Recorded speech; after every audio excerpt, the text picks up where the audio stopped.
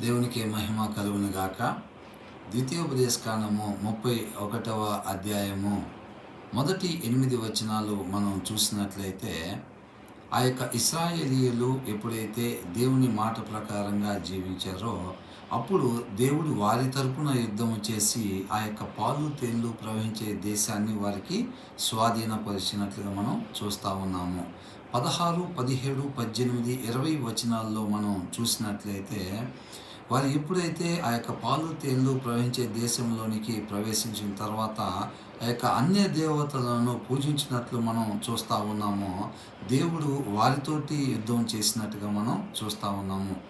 దేవుని యొక్క మాట ప్రకారంగా వారు జీవించినప్పుడు వారి తరపున యుద్ధం చేసినట్లుగా, దేవుని యొక్క మాట ప్రకారంగా వారు జీవించినప్పుడు దేవుడు వారితోటే యుద్ధం చేసినట్టుగా మనం చూస్తూ ఉన్నాము. మీరు నా మాట ప్రకారంగా జీవించలేదు కనుక నేను మీకు విరోధిగా ఉంటాను అని దేవుడు చెప్తా ఉన్నాడు.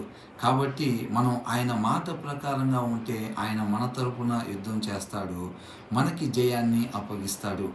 లేకపోతే ఆయన మనతోటి యుద్ధం చేస్తాడు, మనం ఎల్లప్పుడూ ఓడిపోయేవారుగానే ఉంటాము. అలా కాకుండా మనం ఎల్లప్పుడూ ఆయన మాట ప్రకారంగానే జీవిస్తూ జయాన్ని మాత్రమే పొందుకునేవారుగా ఉందాము. దేవునికే మహిమ కలుగునుగాక.